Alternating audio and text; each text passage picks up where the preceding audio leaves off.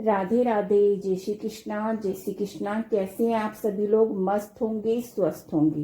तो चलिए आज हम आपको सुनाते हैं भगवत गीता के 9वें अध्याय का महात्म।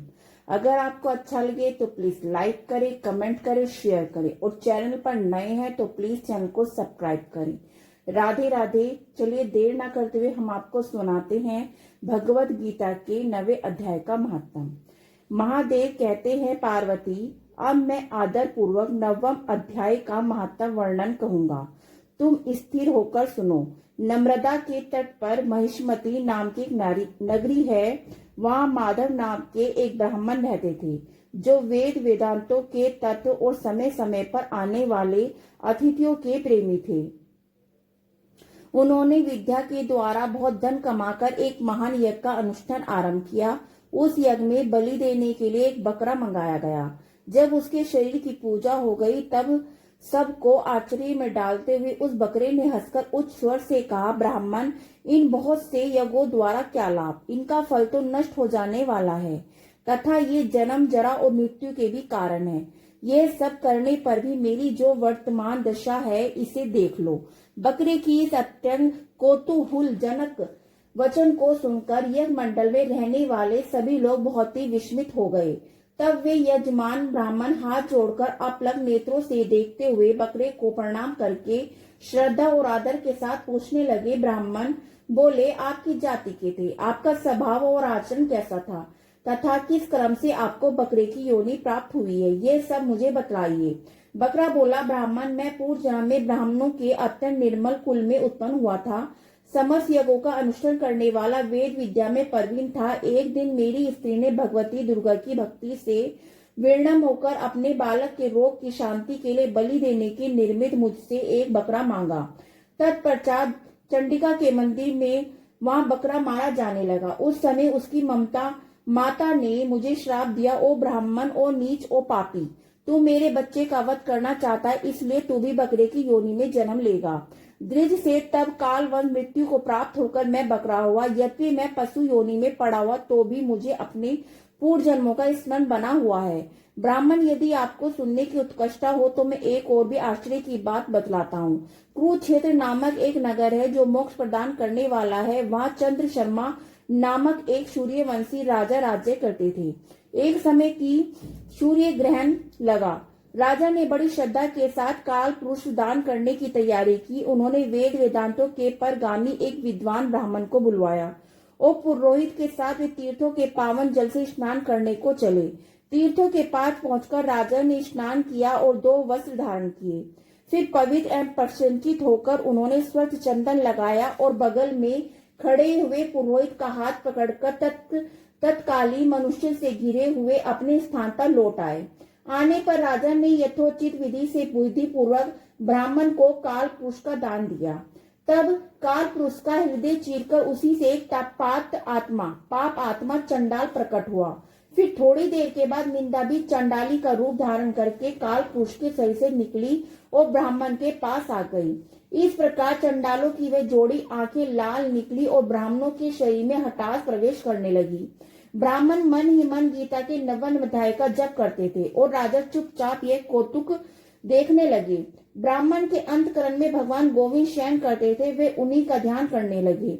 ब्राह्मण ने जब गीता के 9वें अध्याय का जप करते हुए अपने आश्चर्यभूत भगवान का ध्यान किया, उस समय गीता के अक्षरों से प्रकट हुए विष्णु दूतों द्वारा पीड़ित होकर वे दोनों चंडाल भाग चले।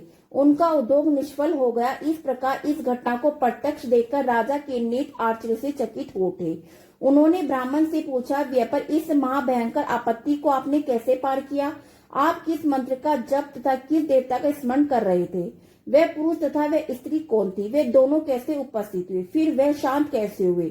ये सब मुझे बतलाइए। ब्राह्मण ने कहा, राजन, चंडाल का रूप धारण करके भयंकर पाप ही प्रकट हुआ था। वह स्त्री निंदा की साक्षात मूर्ति था। मैं इन दोनों को ऐसे ही समझता हूँ। उस समय मैं गीता के 9वें अध्याय के मंत्रों की माला जपता था। उसी का महात्म है कि सारा संकट दूर हो गया। महीपते, मैं नित्य गीता के 9वें अध्याय का जाप करता हूँ। उसी के प्रभाव से प्रति ग्रह जनित आपत्तियों के पार हो सका हूँ। यह सुनकर राजा ने उसी ब्राह्मण से गीता के 9वें अध्याय का अभ्यास किया। फिर वे दोनों ही परम शांति मोक्ष को प्राप्त हुए। ये कथा सुनकर ब्राह्मण ने बकरे को बंधन से मुक्त कर दिया और गीता के 9वें अध्याय के अभ्यास से परम गति को प्राप्त किया। राधे राधे राधे राधे राधे राधे राधे। चलिए, हमने आपको सुनाया 9वें अध्याय का महात्म। अब हम आपको सुनाते हैं 9वां अध्याय।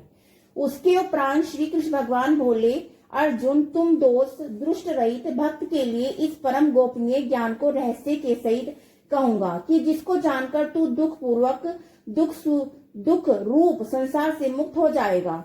ये ज्ञान सब विद्याओं का राजा, गोपनियों का भी राजा, अति पवित्र, उत्तम, प्रत्यक्ष फल वाला, धर्म युक्त है, साधन करने को बड़ा सुगम और अविनाशी है। हे प्रतंत, इस तत्व ज्ञान रूप धर्म में श्रद्धा रहित पुरुष मेरे को न प्राप्त होकर मृत्यु रूप संसार चक्र में भ्रमण करते हुए, हे अर्जुन, मुझे सच्ची दान सगर परमात्मा, ये सब जगत जल से बर्फ के सदृश्य परिपूर्ण है और सब भूत मेरे अंतर्गत संकल्प के आधार पर स्थित है, इसलिए वास्तव में उनमें स्थित नहीं हूँ और वे सब भूत मेरे में स्थित नहीं है, किंतु मेरी योग माया और प्रभाव देख के भूतों का धारण पोषण करने वाला है। भूतों को उत्पन्न करने वाला भी मेरा आत्मा वास्तव में भूतों में स्थित नहीं है, क्योंकि जैसे आकाश से उत्पन्न हुआ सर्वत्र विचरने वाला महान वायु सदा ही आकाश में स्थित है, वैसे ही मेरे संकल्प द्वारा उत्पत्ति वाले होने से संपूर्ण भूत मेरे में स्थित है, ऐसा जान। हे अर्जुन, कल्प के अंत में जब भूत मेरे प्रकृति को प्राप्त होते हैं, अर्थात प्रकृति में लय होते हैं, और कल्प के आदि में उनको मैं फिर रचता हूँ, कैसे ही अपनी त्रिगुण माया को अंगीकार करके स्वभाव के वश से उत्पन्न हुए इस संपूर्ण भू समुदाय को बारंबार उनके कर्मों के अनुसार रचता हूँ। हे अर्जुन, उन कर्मों में आसक्ति रहित और उदासीन के सदृश्य स्थित हुए मुझ परमात्मा को वे कर्म नहीं बांधते। हे अर्जुन, मुझ अधिष्ठा के प्रकाश से यह मेरी माया चराचर सहित एन जगत को रचती है और इस ऊपर कहे हुए हेतु से यह संसार आगमन रूप चक्र में घूमता है। ऐसा होने पर भी संपूर्ण भूतों के महान ईश्वर रूप मेरे परम भाव को न जानने वाले मूढ़ लोग मनुष्य का शरीर धारण करने वाले मुझ परमात्मा को तुच्छ समझते हैं, अर्थात अपनी योग माया से संसार के उद्धार के लिए मनुष्य रूप में विचरते हुए साधारण मनुष्य मानते हैं, जो कि वृथा आशा, व्रत कर्म और वृथा ज्ञान वाले ज्ञानी जन राक्षसों और असुरों के जैसे मोहित होने वाले तमसी स्वभाव को धारण किए हुए हैं। परंतु हे कुंती पुत्र देवी, प्रकृति के आश्रित हुए जो महात्मा जन है, वे तो मेरे को सब भूतों को सनातन कारण और नाशरहित अक्षर स्वरूप जानकर अन्य से युक्त हुए निरंतर भजते हैं। वे दृढ़ निश्चय वाले भक्त जन निरंतर मेरे नाम और गुणों का कीर्तन हुए तथा मेरी प्राप्ति के लिए यत्न करते हुए मेरे को बार बार प्रणाम करते हैं, सदा मेरे ध्यान से उयुक्त हुए अन्य भक्ति से उपासते हैं। उनमें कोई भी मुझे विराट स्वरूप परमात्मा को ज्ञान यज्ञ के द्वारा पूजन करते हुए एक तब भाव से, अर्थात जो कुछ है सब वासुदेव ही है, इस भाव से उपासते हैं, और दूसरे प्रत्यवक्त भाव से, अर्थात स्वामी सेवक भाव से कोई मुझे नहीं समझता, क्योंकि कृतक अर्थात श्री कर्म में मैं ही हूँ, यज्ञ अर्थात पंच महायज्ञ आदि स्मर्त कर्म में मैं ही हूँ, सवधा अर्थात पितरों के निर्मित दिया जाने वाला अन्न मैं ही हूँ, औषधि अर्थात वनस्पतियों में भी मैं ही हूँ, एम मंत्र में ही मैं हूँ, घृत में मैं हूँ, अग्नि में मैं हूँ, हवन रूप क्रिया में भी मैं ही हूँ। हे अर्जुन, मैं ही इस संपूर्ण जगत का धाता अर्थात धारण पोषण करने वाला, कर्मों के फल को देने वाला, पिता माता पिता मैं और जानने योग्य पवित्र ओमकार ऋग्वेद सामवेद यजुर्वेद मैं ही हूँ। हे अर्जुन, प्राप्त होने योग्य भरण पोषण करने वाला, सबका स्वामी, शुभ शुभ देखने वाला, सबका वास स्थान और शरण लेने योग्य, प्रत्युपकार न चाहकर हित करने वाला, उत्पत्ति पल्ले रूप तथा सबका आधार निधार और अविनाशी कारण मैं ही हूँ। मैं ही सूर्य रूप हूँ, तपता हुआ वर्षा को आकर्षण करता हूँ और वर्षा को। हे अर्जुन, मैं ही अमृत और मृत्यु, सत और असत भी सब कुछ मैं ही हूँ। परंतु जो तीनों वेदों में विद्वान किए हुए सकाम कर्मों को करने वाले, सोम रस को पीने वाले, पापों से पवित्र पुरुष मेरे को यज्ञों के द्वारा पूजकर स्वर्ग की प्राप्ति को चाहते हैं, वे पुरुष अपने पुण्य के फलस्वरूप इंद्र लोक को प्राप्त होकर स्वर्ग में दिव्य देवताओं को भोगते हैं। वे उस विशाल स्वर्ग लोक को भोगकर पुण्यशील होने पर मृत्यु लोक को प्राप्त होते हैं। इस प्रकार स्वर्ग के साधन रूप तीनों वेदों में कहे हुए सकाम कर्म के कारण भोगों की कामना वाले पुरुष बारंबार जानने आने को प्राप्त होते हैं, अर्थात पुण्य के प्रभाव से स्वर्ग में जाते हैं और पुण्यशील होने से मृत्यु लोक में जाते हैं। जो अन्य भाव से मेरे में स्थित हुए भक्त जन मुझ परमेश्वर को निरंतर चिंतन करते हुए निष्काम भाव से बसते हैं, उन नित्य एक ही भाव से मेरे ही स्थित होने वाले पुरुष को योग क्षेप में स्वयं प्राप्त कर देता है। हे अर्जुन, तत्पी श्रद्धा से युक्त हुए जो सकामी भक्त दूसरे देवताओं को पूजते हैं वे भी मेरे को ही पूजते हैं, किंतु उनका यह पूजन अविधि पूर्वक है, अर्थात अज्ञान पूर्वक है, क्योंकि संपूर्ण यज्ञों का भोक्ता स्वामी मैं ही हूँ, परंतु वे मुझ आदि यज्ञ स्वरूप परमेश्वर को तत्व से नहीं जानते, इसी से गिरते हैं, अर्थात पूर्व जन्म को प्राप्त होते हैं। कारण यह नियम है कि देवताओं को पूजने वाले देवताओं को प्राप्त देवताओं को प्राप्त होते हैं, पितरों को पूजने वाले पितरों को प्राप्त होते हैं, भूतों को पूजने वाले भूतों को प्राप्त होते हैं, और मेरे भक्त मेरे को ही प्राप्त होते हैं, इसलिए मेरे भक्तों को पूर्व जन्म नहीं होता। हे अर्जुन, मेरे पूजने पर यह सुगतमा है कि पत्र पुष्प फल फूल जल इत्यादि जो कोई भी भक्त मेरे लिए प्रेम से अर्पण करता है, उस शुद्ध बुद्धि निष्काम प्रेमी भक्त का प्रेम पूर्वक अर्पण किया हुआ पत्र पुष्प आदि में सगुण रूप से प्रकट हुए प्रति सहित खाता हूँ। इसलिए अर्जुन, तू जो कुछ कर्म करता है, जो खाता है, जो कुछ हवन करता है, जो कुछ दान देता है, जो कुछ श्रद्धा आचरण रूप तप करता है, वे सब मेरे को अर्पण कर। इस प्रकार कर्मों को मेरे अर्पण करने पर संन्यास योग से युक्त हुए मन वाला तू शुभाशुभ फल स्वरूप कर्म बंधन से मुक्त हो जाएगा और उनसे मुक्त हुआ मेरे को ही प्राप्त हो जाएगा। यद्यपि मैं सब भूतों में स्वभाव से व्यापक हूँ, न कोई मेरा अप्रिय है न ही प्रिय है, परंतु जो भक्त मेरे को प्रेम से भजते हैं वे मेरे में ही और मेरे में ही प्रत्यक्ष प्रकट होते हैं। मेरी भक्ति का और मेरे प्रभाव सुन, यदि कोई अतिशय दुराचारी और अन्य भाव से मेरा भक्त हुआ मेरे को निरंतर भजता है,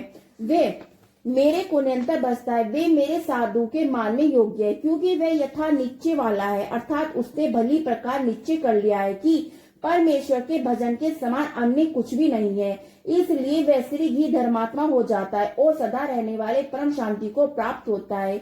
हे अर्जुन, तू निश्चय पूर्वक सत्य ज्ञान की मेरा भक्त नष्ट नहीं होता, क्योंकि हे अर्जुन, स्त्री वैश्य साधु शुद्ध आदि पाप योनियों वाले जो कोई होवे वे भी मेरे शरण होकर परम गति को प्राप्त होते हैं। फिर क्या कहना है कि पुण्यशील ब्राह्मण जन राजश्री भक्त जन परम गति को प्राप्त होते हैं, इसलिए तू सुख रहित क्षण भंगुर इस मनुष्य शरीर को प्राप्त होकर निरंतर मेरा ही भजन कर, अर्थात मनुष्य शरीर बड़ा दुर्लभ है, परंतु हे नाशवान और सुख रहित, इसलिए काल का भरोसा न करके सब अज्ञान से सुख रूप बसने वाले विषय भोगों में न फंसकर निरंतर मेरा ही भजन कर।